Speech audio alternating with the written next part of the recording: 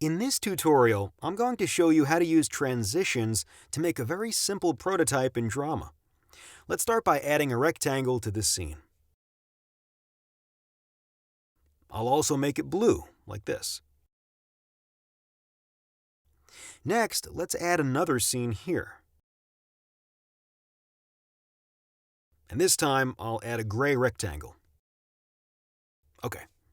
So imagine you're designing a mobile app, and for some reason you'd like the first screen of your app to look like this, and the second screen to look like this.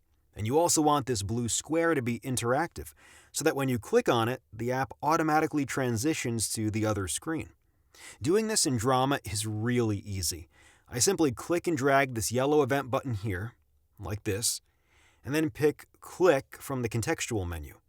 This will automatically add a new transition between the two scenes. Let me move this scene aside and show you how this all looks in Simulator. The simulator always starts displaying the scene that you currently have selected. So I'll now select Scene 1, and the simulator displays Scene 1. The simulator is interactive, so I can actually click the blue layer here and trigger the transition. And when I push the reset button, it will automatically transition back to the currently selected scene, which is Scene 1 in this case. I can play with it like this, and it already works. Let's add another interaction here. I'll drag this yellow event button over Scene 1 and pick Click from the contextual menu. Then you can click both on the blue square and the gray rectangle in the simulator like this. If you want the transition to take longer, you can simply select the transition and in the inspector change the duration to, for example, 1 second. I'll also do this for the second transition. In the simulator, you can now actually see the blue and gray squares fading in and out during the transition. Let me show you something really important here.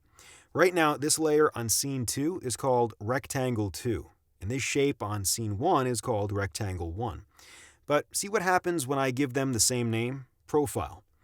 So there'll be Profile layer on Scene 1 and Profile layer on Scene 2. Now, when I launch the simulator and interact with it, you can see that the layer actually morphs from one state to another during the transition. When you have two scenes connected with a transition, and there's a layer of the same name and same kind on both scenes, Drama will automatically perform this morphing animation for you. This is a core concept in Drama.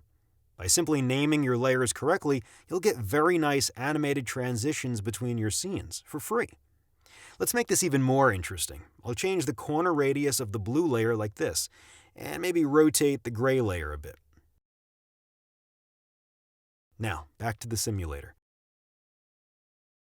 As you can see, this is a really complicated morphing animation, yet it was very easy to do. Next, I'll make this prototype into something maybe a little bit more useful and app-like. By the way, the drawing tools in Drama are very capable. You can actually draw an entire app here in very high fidelity, including things like gradients, shadows, 3D rotations, and blurs. But in these tutorials, we'll focus on very simple layers to make things easier to understand. Back to our prototype. Let's change the rotation of this layer to 0 and move it here.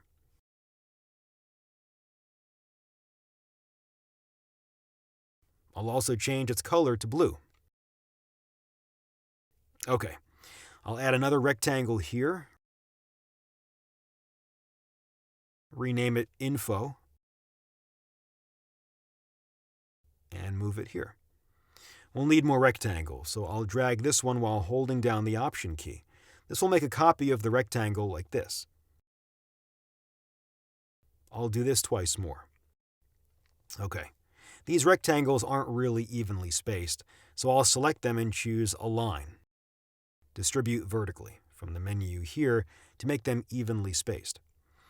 Okay, now I want to make another scene here, and I'll use the Option drag trick again, at this time to make a copy of an entire scene. I'll get rid of the layers I don't actually want here,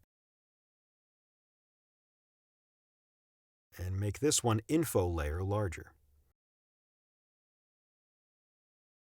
And I'll also add another rectangle here that will act as a back button. Let's add transitions between scenes 2 and 3. Okay. We can play with this prototype in the simulator. It works pretty well. Now let me show you something else. I'll duplicate this layer with the option drag trick, and I'll make it a bit smaller in red. Once again, I'll use option drag to make a copy of this scene, but on this scene, I want this blue layer to be a lot smaller like this. And here's what I want to do now. When I hover over this blue layer, I want the simulator to automatically transition to scene 1. And when the mouse leaves the layer, I want to transition back to scene 4. So here's how you do it.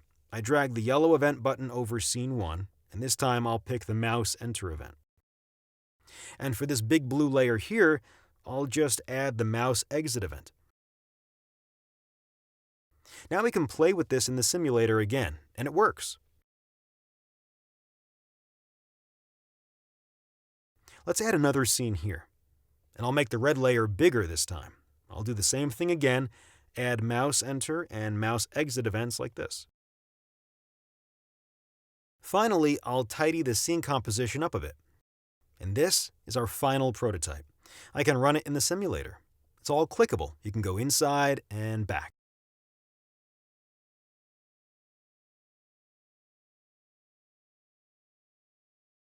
Great. In our next tutorial, I'll show you how to customize this particular transition here. When you click on this blue layer, this transition occurs. This is currently all automatic, yet you can heavily customize this in Drama through the transition editor here. Drama has a very capable timeline-based transition editor that you can use, but this is the topic of another tutorial. Thanks for watching.